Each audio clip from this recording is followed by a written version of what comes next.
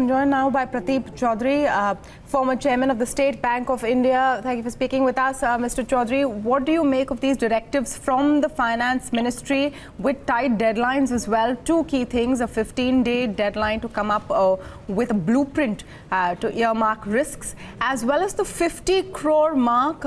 So all banks have to look at NPAs above 50 crores so that they can detect fraud. No, that is already happening. That's already happening, but it's a timely reiteration because these things need to be stated over and over again. But I wish RBI had done this more than the government having to do it.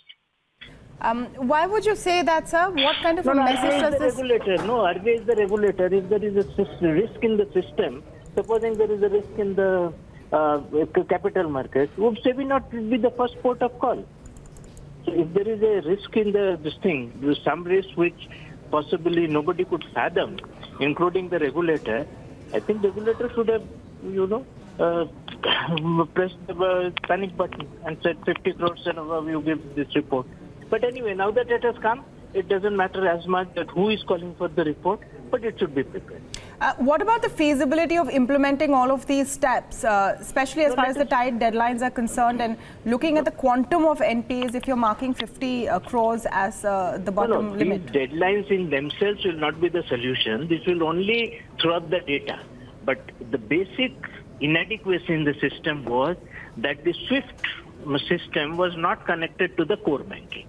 So till that time this happens, we cannot be sure that this risk has been mitigated. In case, yeah.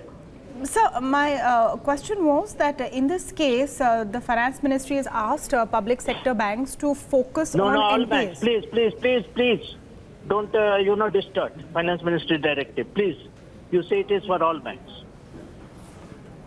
They have said very specifically public sector banks. Okay.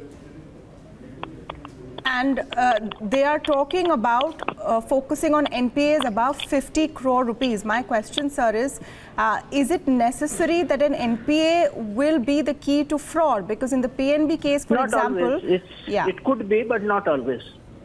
Okay. Do you think this will lead to a concrete cleanup of the system? We'll see as we go along. All right. Thank you for speaking with us, Pratip Chaudhuri there.